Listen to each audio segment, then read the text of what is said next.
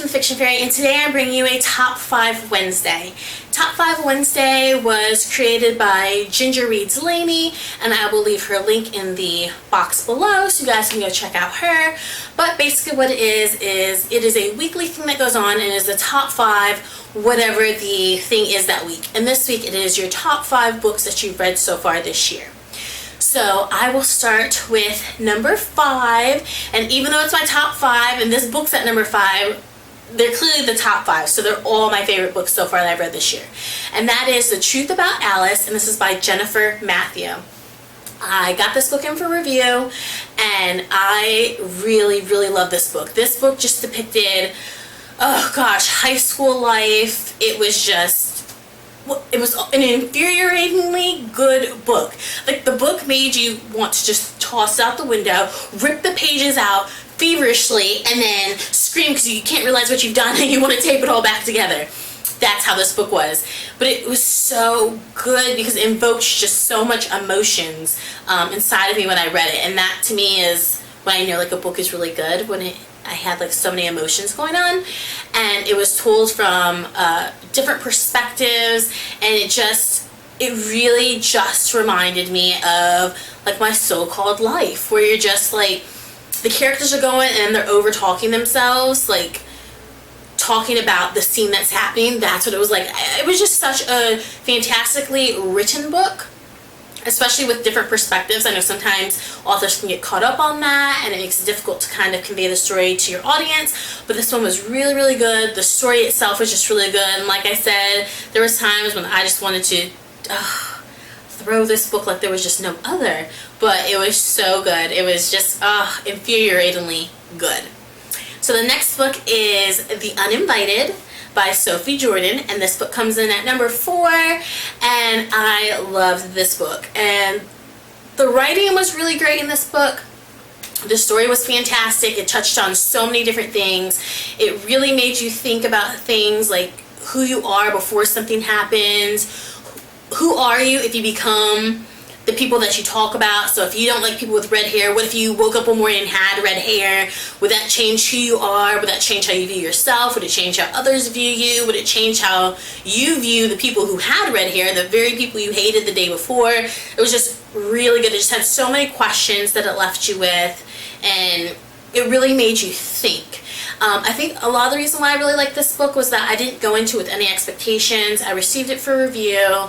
I'd never read anything by Sophie Jordan, but I knew she had some new adult books out, and she had a young adult series out that was about dragons, but I'd never read any of them, and so I didn't have any like fantastic, great expectations for this book. So I just went into it and read it, and it was able to just sweep me off my feet, and I could not put it down. Like, I was just enthralled with this book. Like, I just absolutely loved it.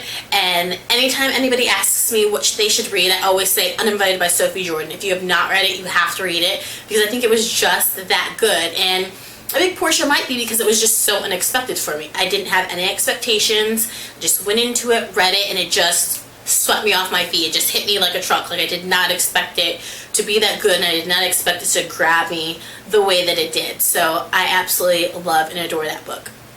My number 3 book is Kiss of Broken Glass by Madeline Kadarick, and I received this book for a review, and it was just such a good book. It is based off of the author's actual life experiences with her daughter, and it's about cutting, a young girl who cuts herself and ends up in a psych ward for a 72 hold, and I like the way it was written because it spans over 72 hours. So the whole book is written, day 1, hour 4, day 2, hour, 26, day 3, hour 72, and just how this girl's life evolves just through those 3 days.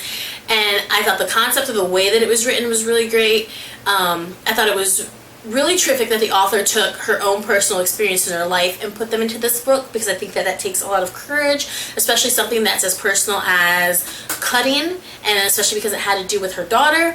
And I really just liked that general topic of the book, that it had to do with something so serious in YA, because it was just something different than the norm. It wasn't your fluffy contemporary. It was like a real book. I really connected with the character in this book, and I just absolutely loved and adored it. It was a smooth read.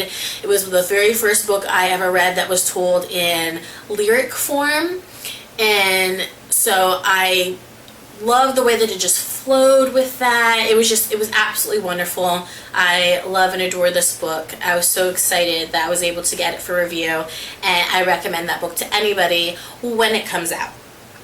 The next book that it was one of my top favorites so far was Fragile Line by Brooklyn Sky.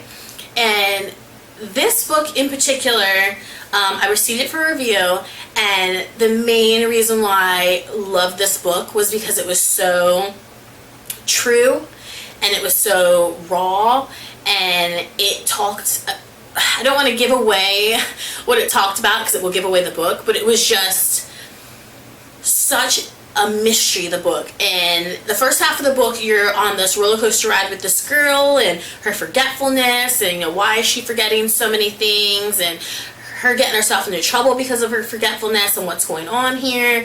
And then the second half of the book, the author reveals to you what happens. So it's almost like the book ends, because in the middle of the book you find out, the first half of the book, what you've been reading, and then everything makes sense. And then the second half of the book is written with you knowing what's going on. And it just, I've never read a book like that changed from a regular book that you didn't know what was going on, and then it basically ends itself, and then the rest of the book is what's going on. And it was just such a pull for me. The topic of the book was just amazing. It was just gritty. It was a gritty book. I hate when people use this little terminology, but I literally held my breath at the end of this book. I could not believe it. And when it ended, I was pissed. I was so mad, because I was just I was literally my heart was pounding, I was holding my breath, I was like, oh my god. And then it was over, and I was like, oh, you've got to be kidding me. It just, I loved it though. It was an absolutely fantastic book. So if you get a chance, Fragile Line by Brooklyn Sky is gritty, heart racing, heart pounding, fantastic book. Absolutely loved and adored it. The next book that I really, really loved was Far From You by Tess Sharp.